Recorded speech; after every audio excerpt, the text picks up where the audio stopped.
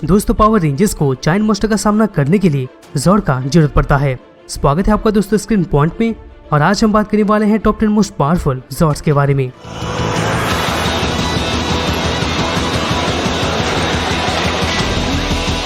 दोस्तों video start करने से पहले हम आपको बस इतना बताना चाहते हैं, अगर आप हमारे चैनल पे नए हैं तो दोस्तों सब्सक्राइब करें ताकि इससे रिलेटेड कोई वीडियो आप मिस ना कर सके।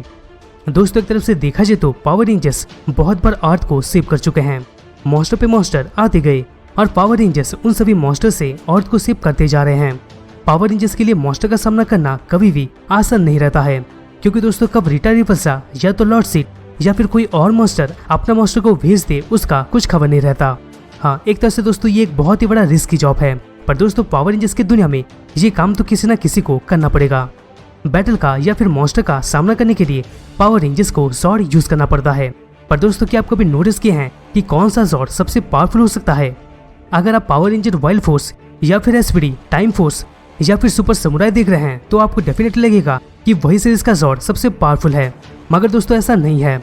जब हम सभी सीजन को अच्छी तरह से देखे इंक्लूडिंग सीजन 1, तब दोस्तों हमें पता चला कि कौन सा ज़ॉर्ड सबसे पावरफुल है।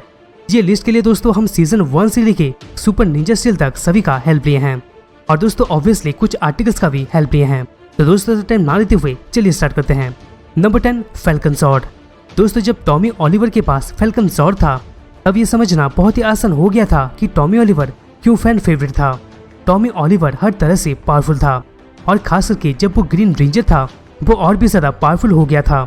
यहाँ पर दोस्तों टॉमी ऑलिवर को ड्रैगन ज़ॉर्ड मिला था, फिर जाके दोस्तों व्हाइट ज़ॉर्ड मिला था, और फाइनली उसको एंड में फैल्कन ज़ॉर्ड मिला था। ये ज़ॉर्ड पंख से मिसाइल शूट करता है और अपने आसपास के ओपोनेंट्स को ढेर कर देता है। दोस्तों भले फैल्कन ज़ॉर्ड सबसे पावरफुल ज़ॉर्ड ना हो, पर ये बहुत ही अच्छा दिखता है। लास्टली ये ज़ॉर्ड निंजा मेगाज़ॉर्ड और शॉगन मेगाज़ॉर्ड का पावर को बूस्ट करने में मदद कर चुका है। अब इस 9 पे आता है ड्रैगन ज़ॉर्ड बैटल मोड।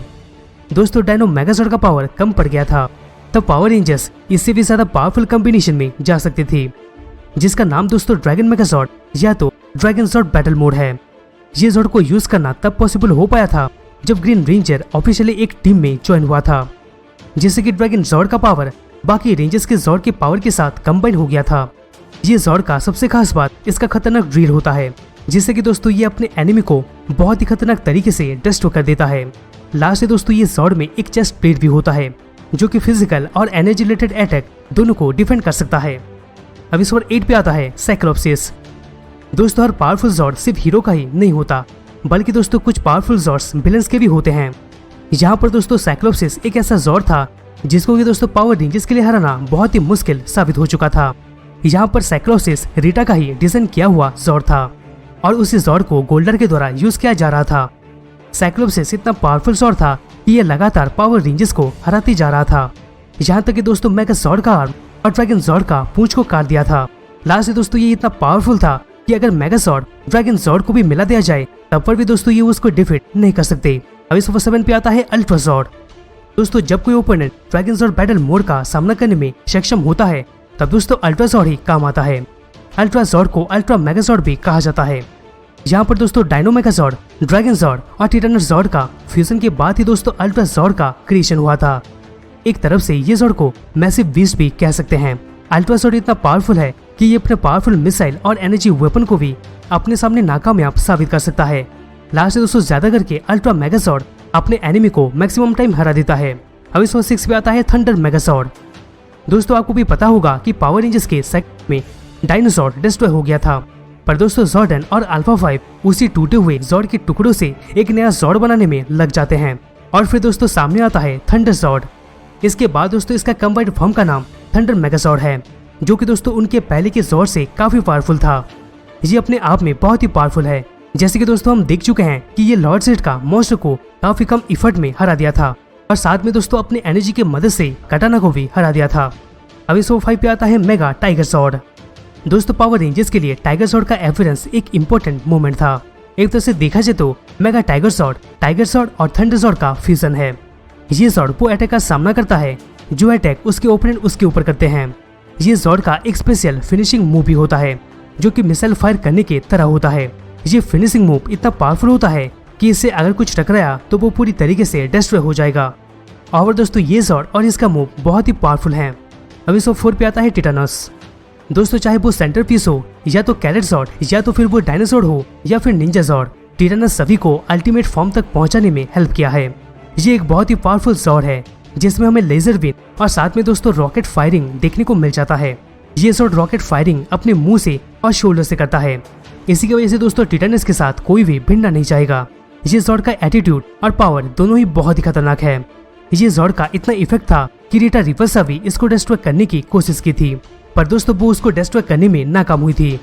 अब इस 3 पे आता है निंजा फैल्कन मेगाजॉर्ड। दोस्तों आपको भी पता होगा कि 3rd सीजन के स्टार्टिंग में रीटा रिपल्सा के ब्रदर रीटो रिवल्टो को इंट्रोड्यूस किया गया था और फिर दोस्तों रीटा का भाई वो कर दिया था, जो कि दोस्तों रीटा और लॉर्ड सेट कभी नहीं कर पाए थे। रिवल्टो थंडर मेगाजॉर्ड को डिस्ट्रॉय कर दिया था। इसकी वजह से दोस्तों रेंजर्स को एक नया पावर का तलाश होता है। तभी दोस्तों वो लोग निंजा पावर पाए थे और एक स्ट्रॉन्गर जॉर्ड भी देखने को मिला था जिसका नाम दोस्तों निंजा जॉर्ड था, और फिर उसी से ट्रांसफॉर्म होके निंजा फैल्कन मेगाजॉर्ड देखने को मिला था।